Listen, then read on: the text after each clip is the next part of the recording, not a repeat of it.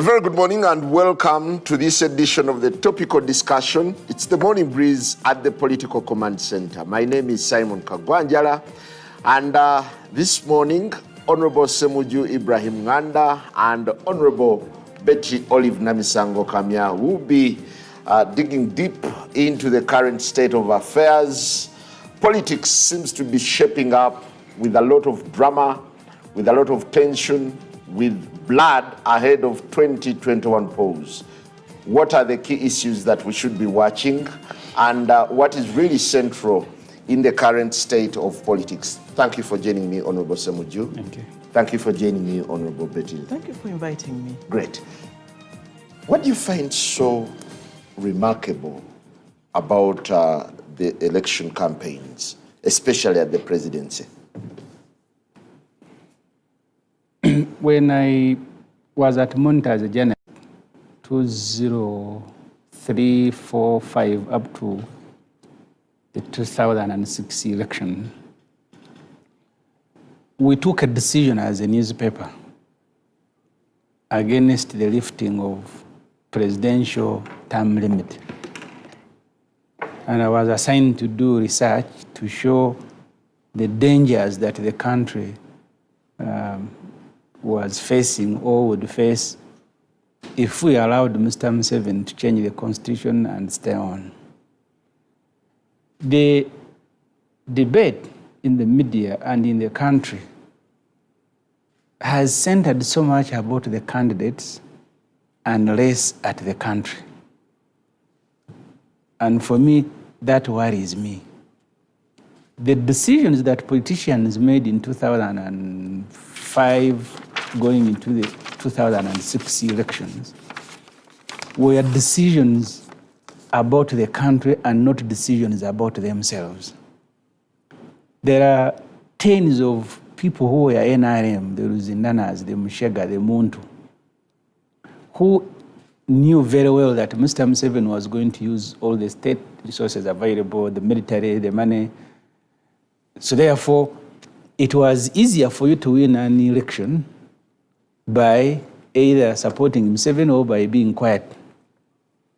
This particular campaign, politicians, and many of them, have made decisions of personal preservation.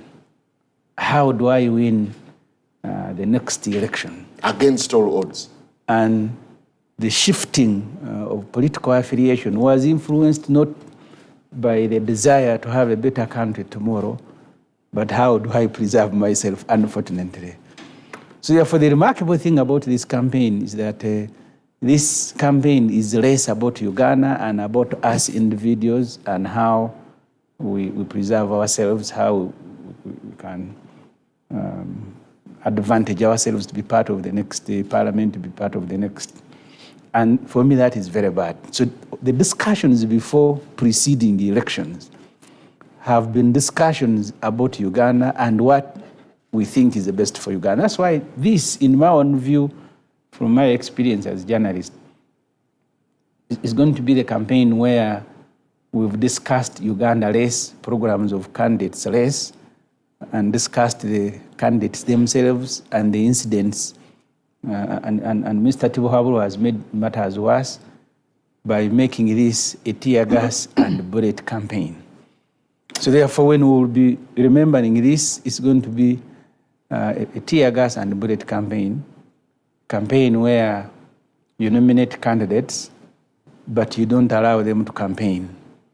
And those are the instructions to security agencies. Where they go, you go follow them, you stop them. So that's how I summarize this campaign. Well, thank you very much. Honorable Betty Kamya, what in your view is making this a campaign like no other? Well, to some extent, did I greet the viewers? Good morning, viewers. I think Ssemujju is right, Honorable Ssemujju is right, to some extent, that the campaign is more about individuals than about issues. I totally agree with him on that, but it did not just happen in this campaign.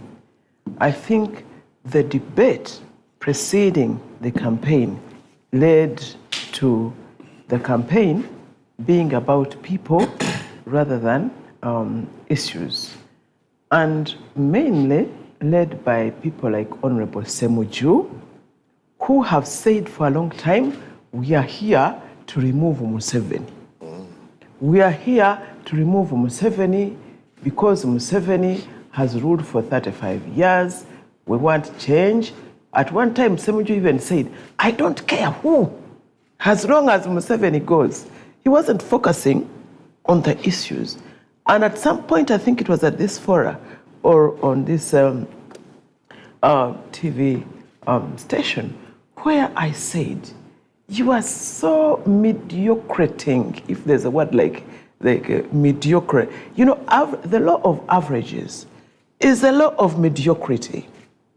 Averages are is the average. You get the best and the worst and get middle. Somewhere in the middle. But we want to talk about the above average, the good, the better, the best, not the average. So the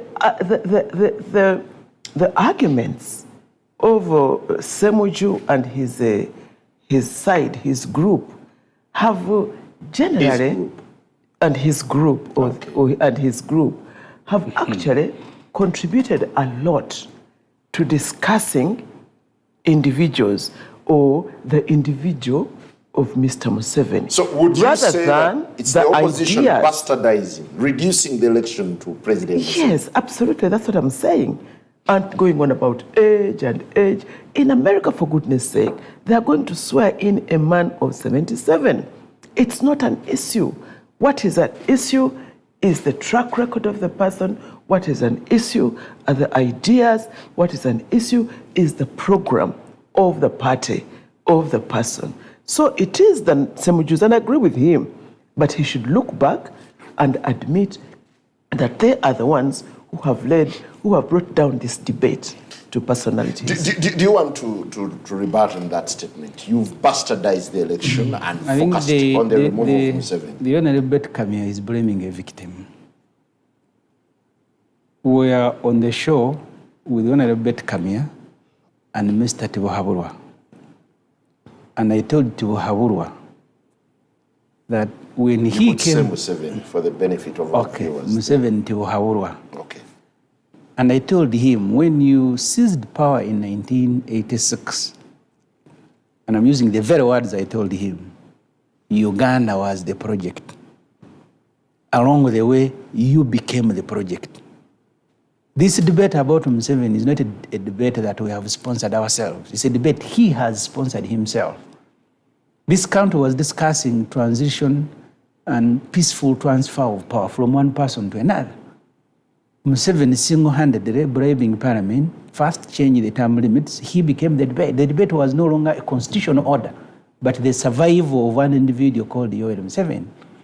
The removal of age limit was no longer about the constitutional order in Uganda, but how do we allow Museveni to stay and die in office?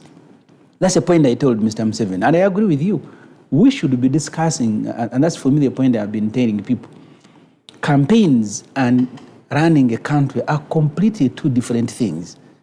You can have a very successful campaign, you even win in Parliament. We sit there with Honorable Betty Kamya. There are MPs who should not even be in a village council, but they are in Parliament. Their contribution is zero. They are just admiring everybody who stands up to speak and then praising you as you meet them in the corridors. But they are MPs. So this country should be afforded the opportunity to discuss the capacity of individuals seeking to be president. But Museveni transformed himself into the main topic of discussion. If he had gone in 2001 after 2006, we wouldn't be discussing Museveni. But every single, I've heard people calling them valve that have been put by him in the constitution. I keep telling my constituents, I was not in the CA when Mr. Museveni and his movement, at the time he was calling it the Movement Caucus, proposed that a president should serve up to, so when you're 75 years, you cannot offer. And Museveni repeatedly said, at 75 years, you are tired. The Hon. Betty Kamya once asked now to say, no, that's not an issue. No, so he personally transformed himself into the main. So you want to suggest that it's inevitable? Even before I came to politics, I remember when Mbali Pafo. No, you've always been in politics. No. Not elective, but certainly politics. I have always been a journalist, a political journalist. Yes, absolutely. That's politics. I mean, that was... And a good one too. So even when you were in Mbali... Especially when you were a journalist, politics. Pafo went to Mbali for those regional seminars that they had. Because Pafo under Zindana was meeting NRM more than the opposition. So in Mbali, they speak about Museveni and NRM people get agitated. Why are you attacking the president? And Zindana said, no. We're only providing a platform for discussion. If you think the most important thing is to praise Museveni, please come and pick the microphone. And nobody showed up. So therefore, Betty Kamya, I agree, we need to have less debate about Museveni, but ask Museveni to leave. We will not discuss him. We are there again. You have to make the first step. Honorable Kamya, do you feel the country has gone through 5 weeks of a very turbulent electoral season? With tear gas, with running battles between security and candidates. Do you feel there is something that is defining the battle lines? Unfortunately, yes. But I want to, just before I get to that, to again agree. We are really agreeing and disagree. Agreeing in a funny way where we disagree. But there are two things that come out of what Honorable Ssemujju said. One is that the quality of MPs. Is one thing. But that's the people power that you're talking about. For me, I talk about, I was talking to someone last week, and I said, actually somebody from people power said, people power. I said, yes. By the way, that's the Ugandan dream, or the Museveni dream, if you like, to Musevenize everything. In the USA, they have what they call the American dream, where anybody can come from the bottom of the pit and rise up to the top, because the USA gives everybody that opportunity. You know, before, I think it comes from the past or the history of where they came from, where opportunities were for aristocracy and their cronies. Those are the people who had opportunities. So when they went to the USA, where there are no monarchies, where there are no aristocracies, then you get the American dream, where anybody come from the rock bottom and get to the top, and that's the definition of the American dream. Now, what Ssemujju is talking about is the Ugandan dream, where anybody, and it's almost the same. Before they used to ask in Uganda, Mwana wani, who are you? Who is your father? How did you get here? Did you go to Budo? Did you go to Gayaza? Where did you go to school? Those were the questions that were asked back in the day. But now, you are 18, you feel you have it in you to say Ssemujju oye, or I didn't want to say another name. Oye, Betty Kamya oye, and there you are. And if the people want you, they will, or even, you might be amazed that somebody oye getting so many votes. Is the country... So it's really the Ugandan dream, but it is also a manifestation, and we need to think, when we are thinking about this country, we need to think about the so-called people power, where everybody is entitled to one vote to make a decision for this country, and the majority, unfortunately, maybe they don't have the capacity to make the right decision for the country, which is why I think in the USA, they have the popular vote, so-called people power, then there's the electoral college, who decides for the country. So we need a debate to discuss really whether this average definition of democracy, again, the mediocrities, works for Uganda. Because in other countries, like in the USA, like in Russia, like in China, like in Israel, there is no this mass, so-called people power democracy, where everybody makes a decision for the country with one man, one vote. There are people who are entrusted to go on the side and think deeply for this country. What kind of direction is Uganda's politics taking when you look at what is transpiring so far?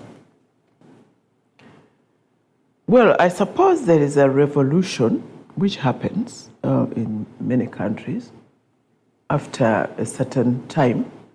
But to tell you the truth, there's always a look back, sometimes with regret. Oh, maybe we shouldn't have done this. Maybe we didn't know better.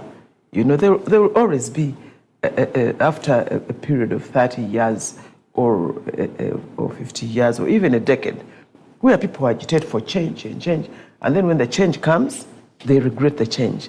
They look back. History is littered with incidences and events. So in this case, are you saying the agitation is growing, but to a wrong direction? The agitation is growing. Of course, it is fueled by so many interests. Ugandan interests of the majority who are moved by the wind, the wave, you know, the so-called wave, and then the other interests, personal and external interests. They are all in this. It's not a purely Ugandan agitation or Ugandan wave. You must consider that there are other external interests as well. You could weigh in here. What is driving the current political agenda as the country heads to 2021? There have been all sorts of innuendos about external interests at play. No, there is none. There is none. You see, in his book, I think, which is a collection of his speeches,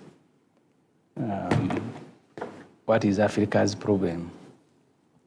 Mr. Yoweri Tibuhaburwa diagnosed the problem properly, and he said the problem of Africa are leaders overstaying in power. When it became his turn, he said, when they are not elected, then he put qualifiers. During the debate on removal of presidential term limit, the Parliamentary Advocacy Forum invited many people from Kenya and Tanzania. One of them was the former Chief Justice of Tanzania, Warioba. And he said in one of the seminars, not sure whether it was at Hotel Africana, that the beauty with term limits, in the case of Uganda, 5 years, was that 10 years is a long period for a good leader to deliver. And he said, but it is also a reasonable time for a country to tolerate a bad leader. So you keep watching the clock that now he will go. And those are the examples that the Minister Betty Kamya is giving. In America, they can tolerate a bad leader because he's on his way out. In Africa, and in Uganda in particular, a bad leader will kill him in the middle. And that's why when you asked him the question of violent campaign, tear gas, he chose to rewind. So the campaigns that we are having now, you don't need to blame anyone. I have been in rural schools. The trouble with the authoritarian headmasters, because of the suffocation, the day the school, the children rise up, they will even burn the library, which is to their benefit. Because that suffocation takes away something from a human being. And the day a human being explodes, he will not even think about the future when Betty Kamya. So the countries that you are talking about, Egypt, Libya, Sudan, that is the foundation that the leaders laid there. Why don't you have it in Ghana where politics is changing? When J. Rawlings was running Ghana like a personal estate, you had problems and agitation everywhere.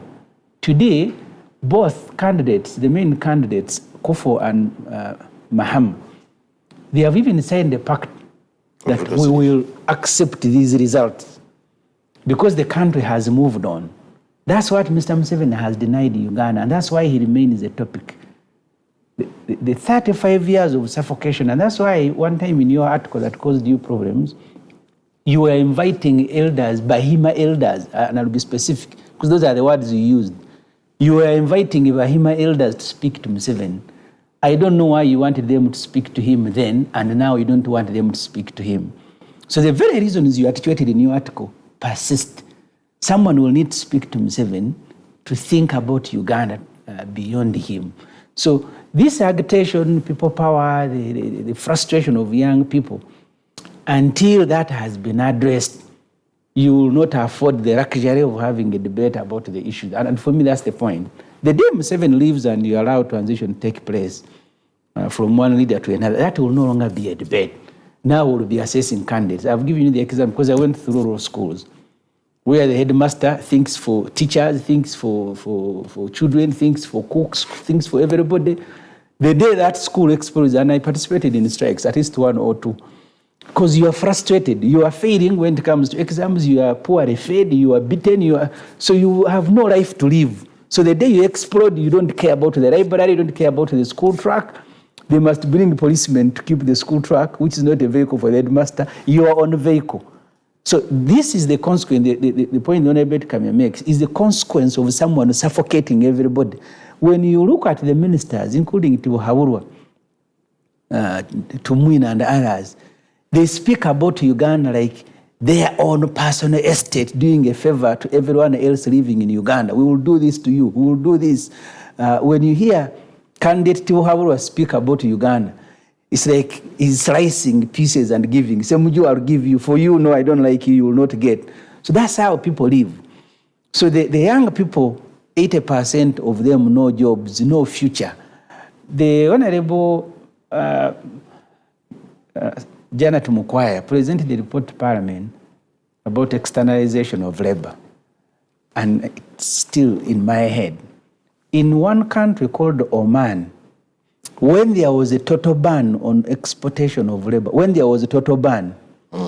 40,000 Ugandan girls arrived in Oman. When there is a total ban, just ask yourself, when there is no ban, how many?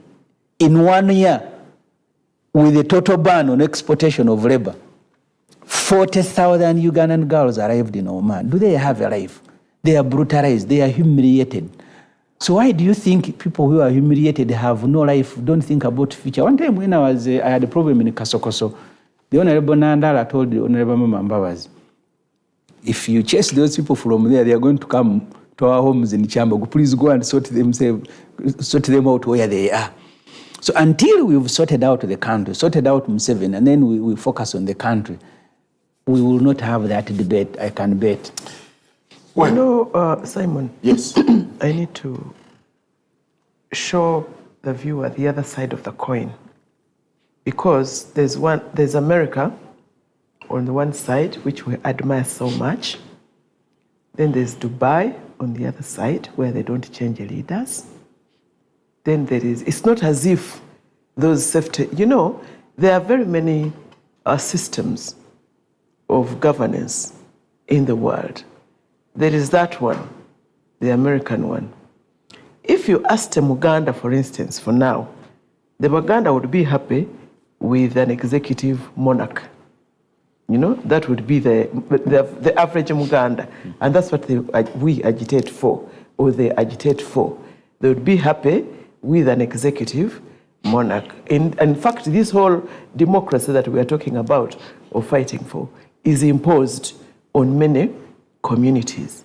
There's also another scenario which you would like to look at, for instance, in a country like Singapore, where the father of the nation, as they call him, Lee Kuan Yew, ruled for 30 years. And after 30 years, he handed to his son. And in Singapore, which I visited not so long ago, the issue is not about who leads. And I think the reason that Singapore was transformed easily from a third world country to a first world country, because there was no disruption of the political order. They allowed the ruler to build the country from the third world country to the first country without looking over his shoulders, without fighting to stay in power. And then he handed over to his son. Yeah, but the point is this, that those people, it is not about who rules. It's about what's going on. Even today, he handed over to his son, but there's no agitation because the country is moving well. They are happy. And look, when you ruled for 30 years. Would you vouch the same system for Uganda? Look at where this man was. Castro. Cuba. Castro, I think, ruled for how many years? 30, 40 years. 40 years. And afterwards, and I'm not saying it's necessarily the right thing. He handed over to his brother. And I'm not saying that it's necessarily the right thing. I'm just saying that each country should look at what is good for it.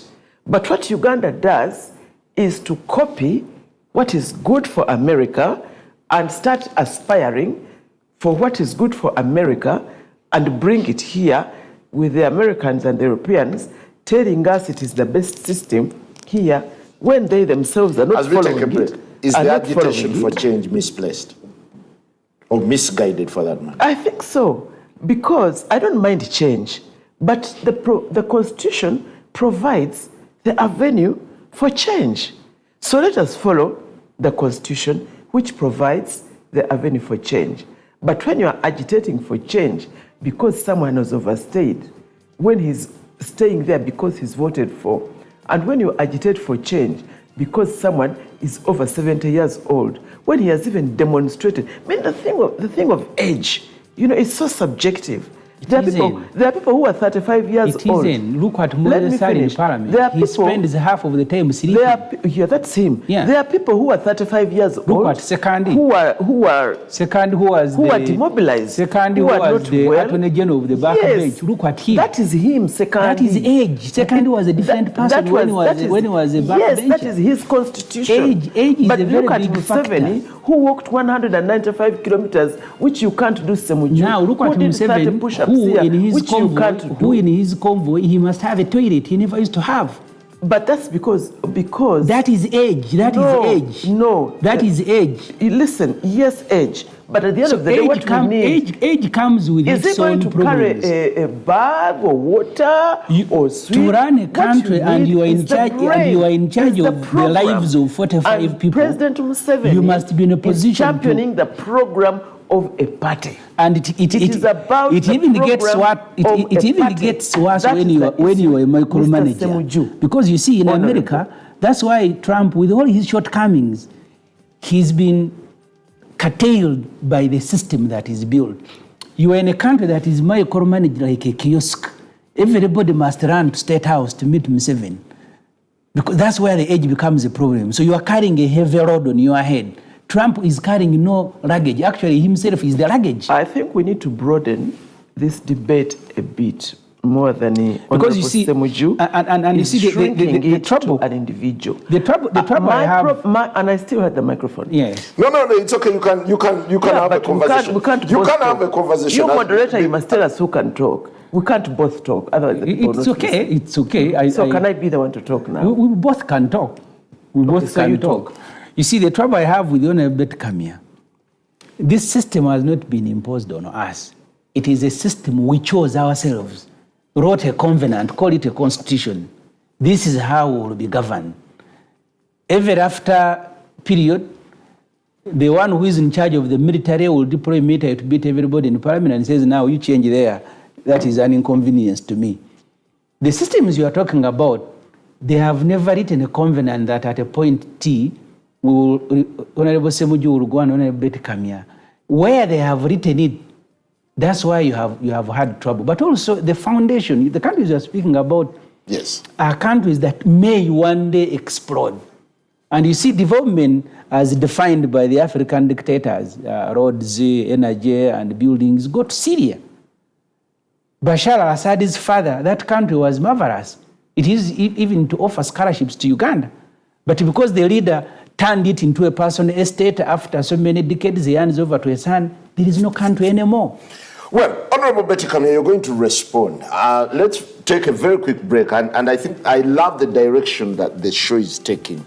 Should age be one of the issues for discussion as the country gears up to 2021? And what else could be the key defining issues that will characterize this election? Good morning.